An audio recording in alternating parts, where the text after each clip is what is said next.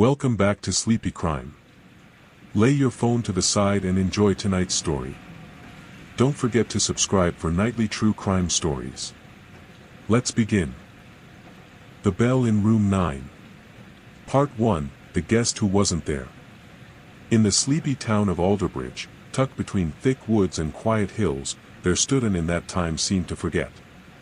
It was called the Mariner's Rest, though it hadn't hosted a sailor in over 50 years. The inn had just 9 rooms, creaky floors, and a front desk bell that rang with a soft, silvery chime. Mrs. Halloway ran the place alone. She was in her 70s and rarely left the front porch. She served tea at 4 p.m. sharp and always had ginger biscuits ready for whoever wandered in, which wasn't often. On a foggy Thursday afternoon in October, she received a reservation. It was strange because they never came by phone, only through the ledger book. And yet, there it was, a neat signature in black ink, written in Room 9 section. Mr. Lyle Wenton, October 3rd to 6th. Mrs. Halloway frowned. The room hadn't been touched in months. It was always kept tidy, but not ready, not lived in. Still, she prepared it that evening. Fresh linens. A warm quilt. She even lit the small fireplace for good measure. That night, the key to Room 9 was gone from the wall hook. She hadn't given it to anyone. Part 2, Soft Steps Overhead. Mrs. Halloway stood behind the front desk, staring at the empty hook where the brass key to Room 9 had hung just hours earlier. No one had come through the front door, of that, she was certain.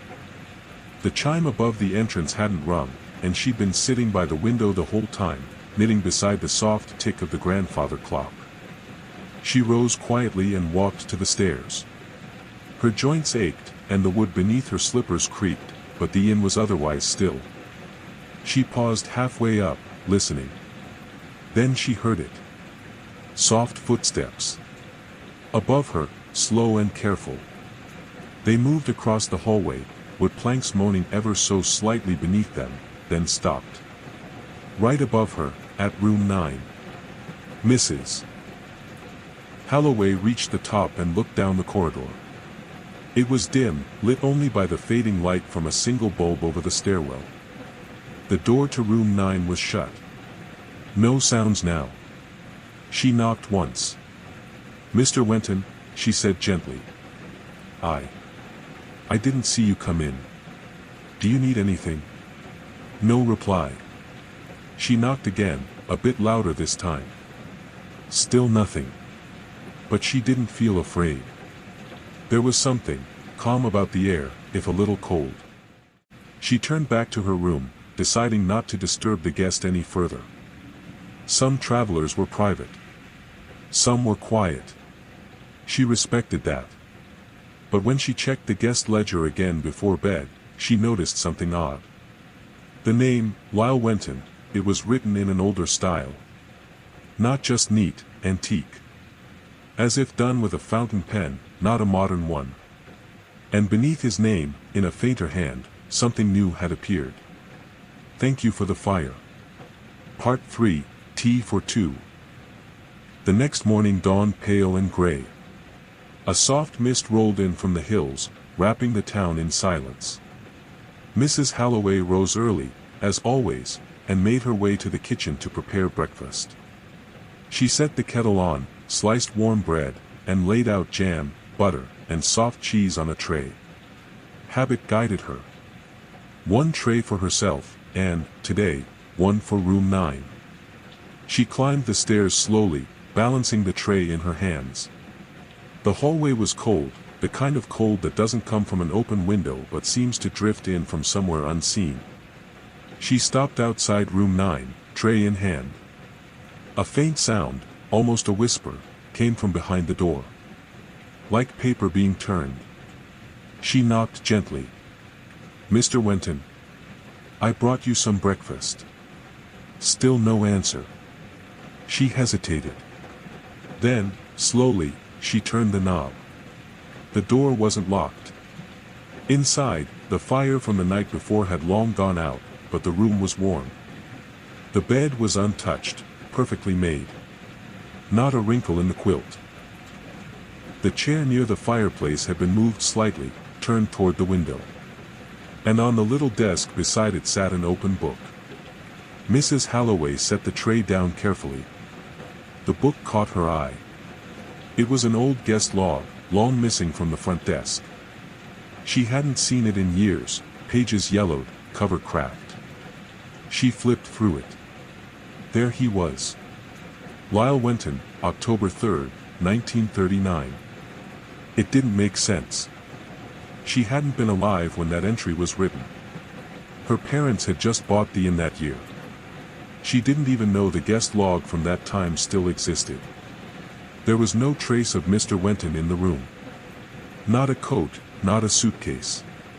And yet, the fire had been worn. The key had vanished. A voice, faint but clear, had whispered paper turning just moments ago. She left the tray untouched and quietly closed the door. Later that afternoon, she heard the desk bell ring. Just once. A clear, soft chime. She shuffled back to the front hall, heart steady but mind humming with questions. On the counter, the key to room 9 had returned. Part 4, pages in the floorboards. Mrs. Holloway stood behind the counter, staring at the brass key. It was exactly where it had been the morning before, hanging from its little iron hook beneath the plaque that read, Room 9. Still warm. She reached for it, running her fingers across the worn metal. The tag was the same as ever. No scratches, no rust. But something about it felt recent. As if it had just been returned by a guest who was real, solid, and had simply gone on his way. That night, she couldn't sleep. The fire crackled softly in her sitting room downstairs, and Moss the cat lay curled on her lap, purring. The wind pressed against the windows, but not harshly. It was the kind of wind that carried stories. She thought again about the book, the old guest ledger. How had it found its way into room 9? It had been missing for over 50 years. She would have dismissed it as coincidence, if not for the handwriting. It was too perfect. The penmanship too careful. A relic of a time when people practiced their signature. And then there was the line that had appeared under it. Thank you for the fire.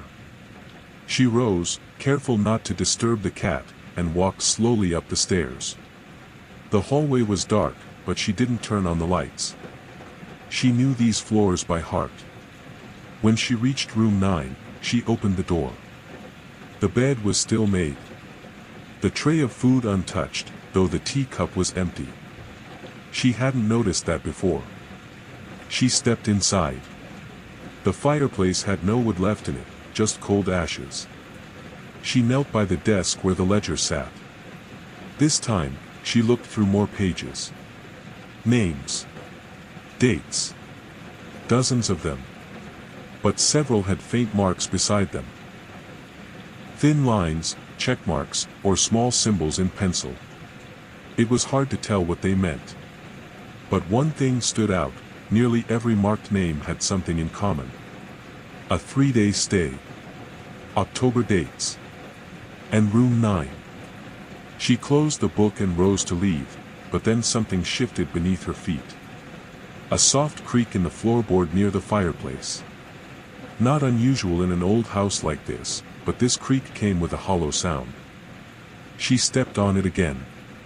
Yes, something was beneath. Kneeling, she slid her fingers along the edges of the wood, until she found a loosened board. It came up with a little effort, and inside the narrow cavity beneath were folded papers. Letters. Old. Faded. The top one was addressed to someone she'd never heard of.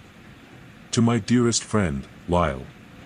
Part 5, Letters Without Time. Mrs. Holloway sat cross-legged on the floor beside the fireplace, a small pile of letters in her lap. The edges of the envelopes were browned with age, the ink faded but still legible. Each one was folded with care, sealed only by time. She opened the first. The paper crackled softly as she unfolded it. The handwriting was delicate, the kind people once used when writing meant something. October 5, 1939. Lyle. They've closed the station. I waited until dusk, hoping you'd step off the last train. I even asked the porter if you'd arrived. He said there was no Wenton aboard. I can't say I'm surprised, you always did love your ghosts more than your promises. I left your key at the inn. Room 9. It's still yours, as it always was. Mrs. Calder said she would keep it ready, just in case. I don't think she ever believed you were coming back, but I did. I still do. If you find this letter, if you ever return, light the fire, will you? Just once more. M. Mrs. Halloway read it twice. The name at the bottom gave no more clue than the letter itself, just M. The others in the stack were similar. Some were longer. Some were angry. Some sounded like confessions written in the dark. But all were addressed to Lyle. She checked the guest ledger again. The name appeared every few years. Lyle Wenton. Same script. Same October dates. Never more than a 3-day stay. Never a note on checkout. And no one ever remembered him arriving. That evening, she placed one of the old letters, the first one, in a small wooden frame. She set it gently on the desk in room 9, beside the untouched tray and cold hearth. Then, without knowing exactly why, she lit the fire. Just once more. The flames took quickly, casting shadows that flickered across the walls. And for a moment, just the briefest flicker, she thought she saw him. A man standing near the window, coat over one arm, turning the page of a small book in his hand. He looked peaceful. Not startled. Not lost. Just waiting. Then he was gone. Like the flame from a match that had done its job. Downstairs, the bell rang again. Once. Then silence. Part 6, The Dust Remembers. The next morning, the town of Alderbridge awoke to a steady drizzle. Rain tapped against the windows of the Mariner's Rest like a quiet metronome. Mrs. Halloway brewed a pot of Earl Grey, wrapped herself in a shawl, and sat beside the fireplace in the front lounge. Moss the cat was nowhere to be seen, likely tucked away in one of his many secret napping spots. The key to room 9 was back on its hook again. Still warm. She didn't go upstairs right away. Something told her to wait. Instead, she sipped her tea and looked through the framed letter she'd placed in the parlor window. Through the old glass, the words looked softened, as if they belonged to the fog outside more than to the world inside. Eventually, she made her way upstairs. The hallway had a stillness to it, but not an empty kind. It felt watched. Not with suspicion, but familiarity, like walking into a room and knowing someone had just left it. The door to room 9 was closed. The tray still sat where she'd left it, with a second teacup now next to the first. It hadn't been there before. Inside, the fire had burned low but steady. The chair had been pulled back toward the desk. And the framed letter was gone. In its place sat a small object, an old silver pocket watch. She picked it up carefully. It was heavy, engraved with curling script on the back. L.W., Alderbridge Station, 1937. It ticked. Steady and alive. She opened the face. The glass was slightly fogged, but the hands worked. No dust inside. No rust. Just a quiet, constant rhythm, a heart that remembered. Mrs. Halloway placed the watch beside the guest book, now left open to Mr. Wenton's entry. Something new had appeared beneath the note that once read "Thank you for the fire." Another line, in the same delicate ink. She waited. Tell her I remember. Part 7, The Portrait in the Attic. That afternoon, the rain lightened into a mist so fine it barely touched the ground. The inn was quiet, no check-ins, no deliveries, just the slow ticking of clocks and the hum of old walls breathing with the weather. Mrs. Holloway sat at her desk, the pocket watch in her palm, listening to its soft rhythm. She couldn't explain why she wasn't frightened. She should have been, maybe, by the vanishing letter, the returning key, the way the guest book seemed to answer her without a pen in sight. But it wasn't fear she felt. It was purpose. As if the inn itself had asked her to look deeper.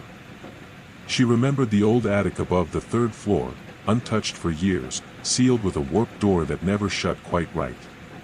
She hadn't climbed those steps in over a decade. With the watch tucked safely in her apron, she retrieved the key to the attic and made her way up the narrow stairs, each step groaning with age. A smell met her as she reached the door. Not unpleasant, just old. Dust and cedar, a hint of mothballs. Inside, moonlight filtered through a cloudy window, barely enough to see by. She found a box labeled 1930s, guests, ledgers, correspondence, and set it gently on an old trunk. Inside were photographs. Dozens, maybe hundreds. Most had names written on the backs in fading ink. Couples in heavy coats, families posed on the front steps of the inn, portraits of young men beside the fireplace. And then, there he was. Lyle Wenton. At least, she thought it must be him. The photograph was carefully preserved in a paper sleeve. A tall man in a long coat, one hand tucked in his pocket, the other resting on the back of a wooden chair. His face was calm. Thoughtful. He looked exactly as she'd seen him, just for a moment, by the fireplace. The back of the photo had a note. Lyle, October 1939, taken 2 days before the station closed. Beneath it was a second, smaller photograph.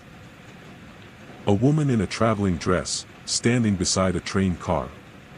She held a letter in one hand and wore a faint, distant smile. No name written. But Mrs. Holloway somehow knew, this was M. The one who'd written, waited, and, perhaps, never received a reply. She felt a quiet ache rise in her chest. Not sadness exactly, more like recognition. Something left unfinished had begun to stir again. She replaced both photographs gently in their sleeve and turned back toward the stairs. The watch in her pocket ticked steadily, keeping time not just with the moment, but with everything that had come before. As she descended, the bell at the front desk rang once. Part 8, the voice on the stair. By the time Mrs. Holloway reached the bottom step, the bell had gone still again. Its silver surface swayed gently as if stirred by a breeze that hadn't touched any other part of the room. The air held a hush, not silence, but something more deliberate. Like someone had just spoken and left only the echo behind. She walked slowly to the desk. Nothing new sat on the counter. The guest book was closed. The keys all hung in place. Except for one. The key to room 4, a room she hadn't opened in months, was missing. Room 4 was small, tucked at the back of the second floor. It used to be for long-term boarders in the 1940s, traveling workers, nurses passing through, a few railway clerks. But after a pipe leak in the ceiling years ago, it had been closed off, used only for storage. She climbed the stairs again, this time her breath just a bit shorter, the pocket watch still ticking softly in her apron. At the top of the landing, a whisper of movement made her pause. A sound she couldn't place. Not footsteps, exactly, more like a shift in pressure. Like someone had just stepped through a door on the other side of the wall. The hallway leading to room 4 was darker than the rest. The window at its end was always a little fogged over, as if it never quite let the light in. She walked slowly, fingertips grazing the wall, and reached the door. It was open. Just a sliver. Pushing it gently, she stepped inside. The room smelled faintly of old pine and dust, but not unpleasantly so. A single chair sat by the window. Nothing else. No bed, no desk, just a small wooden chair, turned slightly away from the door. And resting on the seat was the second photograph, the one of the woman in the traveling dress. It hadn't been in her apron. She had returned it to the attic box. Now it sat there, perfectly centered, as if placed by hands both sure and kind. A whisper stirred the air. Not words. Just the sound of someone exhaling, a long, slow sigh. She turned quickly, but the hallway was empty. No fear. Just the steady beat of the pocket watch, ticking as if in approval. Mrs. Holloway stepped forward and lifted the photo gently from the chair. Beneath it was something she hadn't noticed at first, a train ticket, yellowed with time. Alderbridge Station to East Harrow. One way. October 6, 1939. The date of Mr. Wenton's scheduled departure. She held it for a long time, then looked out the window. The fog had thinned. Down below, through the bare branches of the trees, she could just make out the old platform at Alderbridge Station. For the first time in decades, the rusted gate at its entrance was swinging open. Part 9, The Last Arrival. That evening, the fog rolled thick again over Alderbridge, muffling sounds and softening edges until the world seemed to blur between what was and what might have been. Mrs. Holloway sat quietly by the window of the inn's lounge, the pocket watch resting in her palm, its rhythmic ticking a steady heartbeat in the stillness. She thought of the letters, the photographs, the vanished key, and the whisper in room 4. A story woven through time, threaded with longing and waiting. Just as the clock struck 10, a soft knock came at the front door. Mrs. Holloway rose slowly, her curiosity and calm resolve guiding her steps. She opened the door to find no one there. Only the faint scent of wood smoke and something else, faintly familiar, like leather and rain. She looked down at the doorstep. A small parcel wrapped in brown paper, tied with a thin leather cord. She picked it up and brought it inside.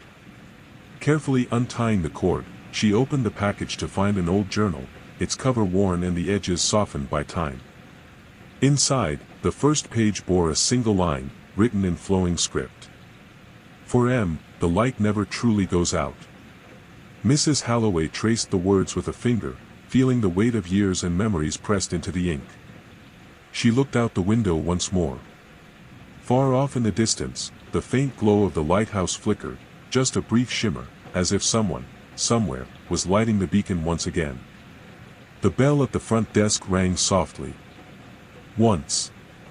Then silence. Part 10, The Quiet Closing. Mrs. Holloway placed the journal gently on the front desk, feeling the finality in the worn leather cover. Moss leapt onto her lap, purring steadily, as if he too understood the quiet peace settling over the inn. Outside, the fog began to lift, revealing the calm, dark sea stretching endlessly beneath a sky full of stars.